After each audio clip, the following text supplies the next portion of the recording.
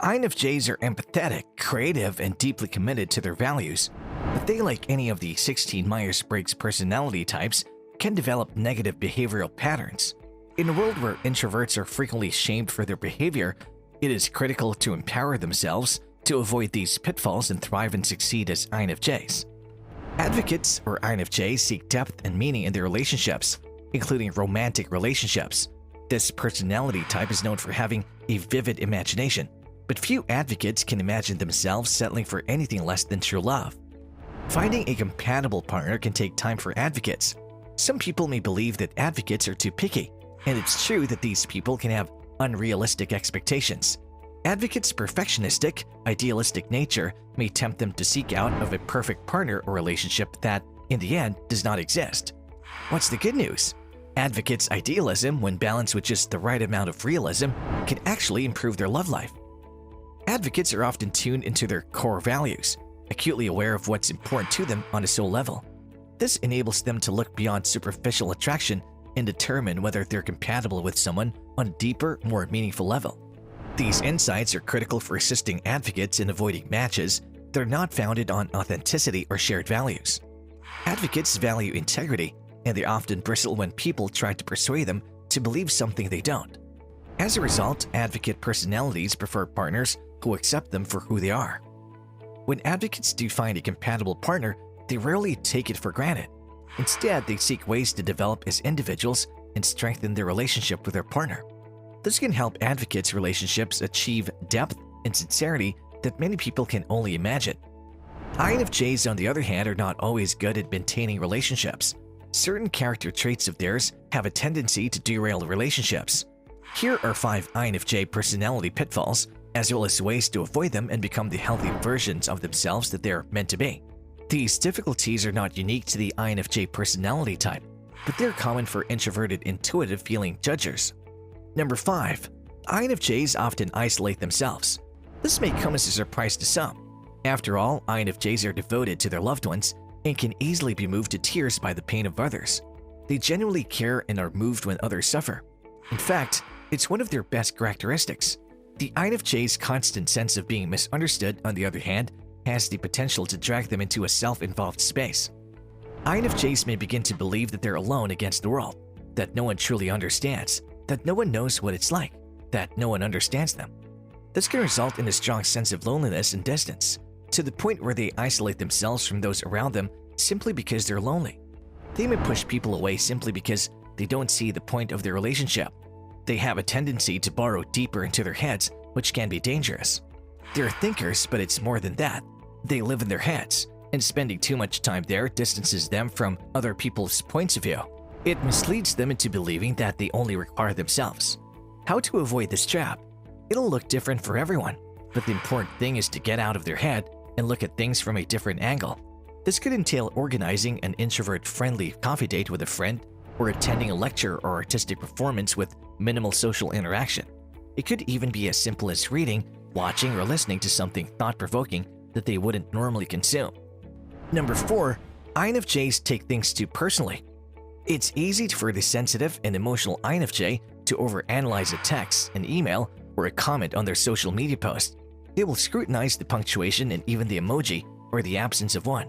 They often take things more personally than they were intended. They tend to do it all the time.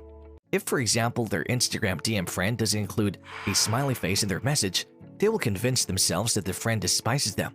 If someone else sends them a brief and simple text message with no punctuation or emojis, they may be offended and conclude that they're dismissing them, when the reality is they were just in a rush to respond.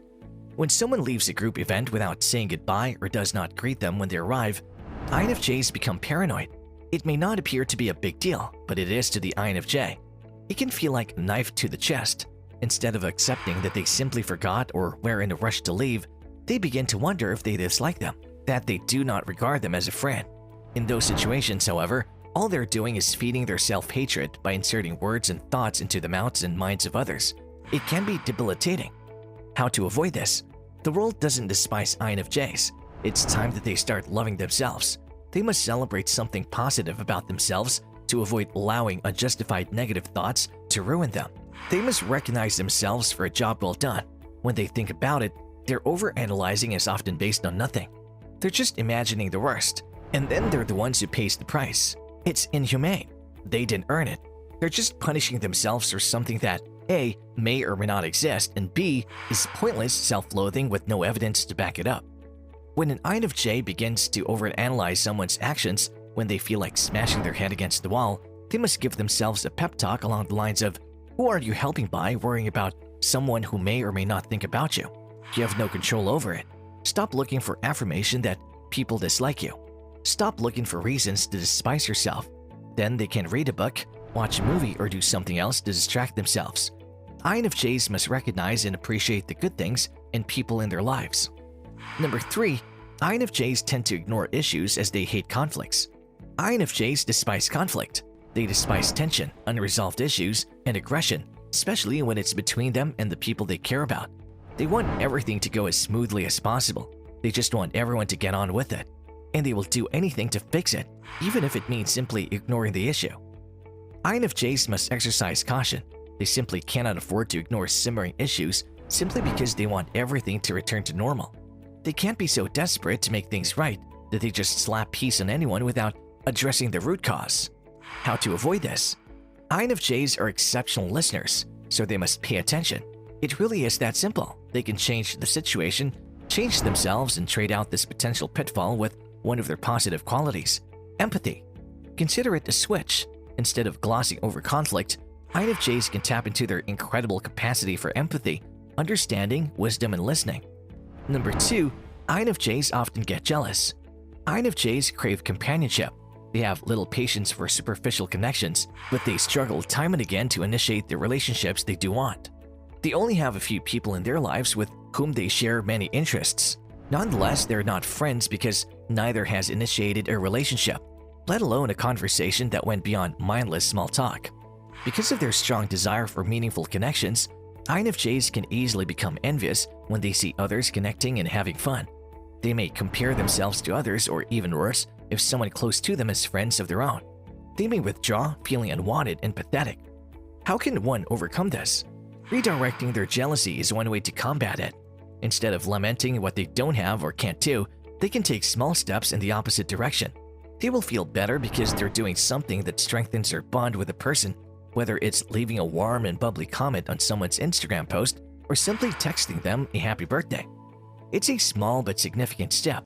They must value what they bring to the relationship they have. INFJs express love in their own unique ways, and if they believe that passionate public embraces and verbal declarations of friendship are ideal, they're allowing the world to tell them that extroversion is more important than being their amazing introverted selves. Number 1, they door slam too easily and hold grudges. The INFJ door slam can be a healthy protective mechanism that shields INFJs from toxic relationships, and it's sometimes necessary. However, unhealthy INFJs slam the door without first attempting to address the underlying issue. The door slam becomes the first and foremost method of dealing with any problems that arise in their relationships, rather than a last resort. How to deal with this? If an INFJ feels their temper rising, they must leave immediately. Their intensity is a valuable asset, but it can be very damaging to their relationships if they become enraged and begin yelling at their loved ones. To understand what's going on, an INFJ must listen to what the other person has to say without hearing only their words. As the name implies, active listening entails listening with your ears, eyes, and heart in order to fully comprehend the speaker's message. INFJs must also consider their share of responsibility in the situation. What are your thoughts on the matter? Have you ever seen an INFJ with these personality traits cause a conflict in their relationship? Comment below. As always, like and share this video, and subscribe to our channel for more updates on psychology.